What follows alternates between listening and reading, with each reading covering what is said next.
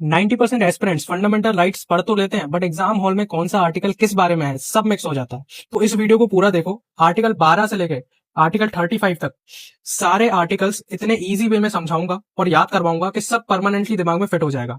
सबसे पहले आता है आर्टिकल 12 जो स्टेट की डेफिनेशन बताता है। आर्टिकल 13 कहता है कि लॉज फंडामेंटल राइट्स के अगेंस्ट होंगे तो वो इनवैलिड हो जाएंगे। फिर आर्टिकल 14 से लेके 18 हमारी first fundamental right to equality के अंदर आते हैं। आर्टिकल 14 सबको इक्वालिटी बिफोर लॉ देता है। 15 डिस्क्रिमिनेशन को प्रोहिबिट करता है। आर्टिकल 16 गवर्नमेंट जॉब में इक्वल अपॉर्चुनिटी देता है। आर्टिकल 17 अनटचेबिलिटी को अबोलिश करता है। और आर्टिकल 18 टाइटल्स जैसे सर, राय बहादुर एक्सेट्रा को खत्म करता है।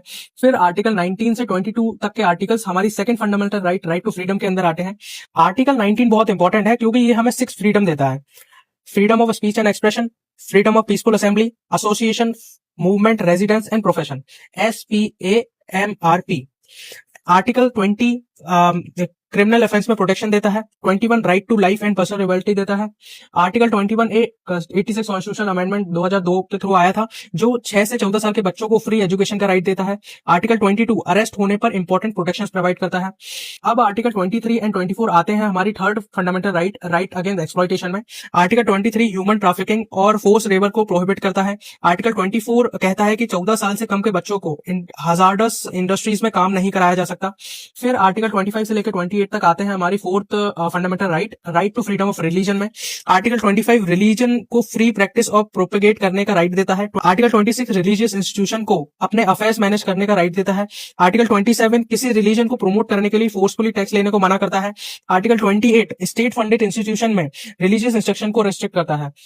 आर्टिकल 29 एंड 30 आते हैं हमारे fifth fundamental right cultural and education right में। आर्टिकल 29 लैंग्वेज, स्क्रिप्ट, कल्चर को प्रिजर्व करने का राइट देता है। आर्टिकल 30 माइनॉरिटीज को एजुकेशन इंस्टीट्यूशन एस्टेब्लिश और मैनेज करने का राइट देता है। फिर जो आर्टिकल 31 है जो रिलेटेड था राइट टू प्रॉपर्टी से, वो फंडामेंटल राइट नहीं है, रिपील्ड कर दिया गया था बाय 44th कॉन्स्टिट्यूशन अमेंडमेंट। अब आर्टिकल 32 से लेकर 35 तक आते हैं हमारे last fundamental right to constitution remedies में। आर्टिकल 32 सबसे ज्यादा इंपॉर्टेंट आर्टिकल है क्योंकि डॉक्टर अंबेडकर जी ने इसे कॉन्स्टिट्यूशन का हार्ट एंड सोल कहा था, क्योंकि फंडामेंटल राइट वायलेट होने पर डायरेक्टली सुप्रीम कोर्ट जा सकते हैं। आर्टिकल 33 आर्म फोर्स की राइट्स पर रिस्ट्रिक्शन की बात करता है। आर्टिकल 34 मार्शल लॉ एरिया से रिलेटेड है। एंड आर्टिकल 35 पार्लियामेंट को फंडामेंटल राइट रिलेटेड लॉज बनाने की पावर देता है। अगर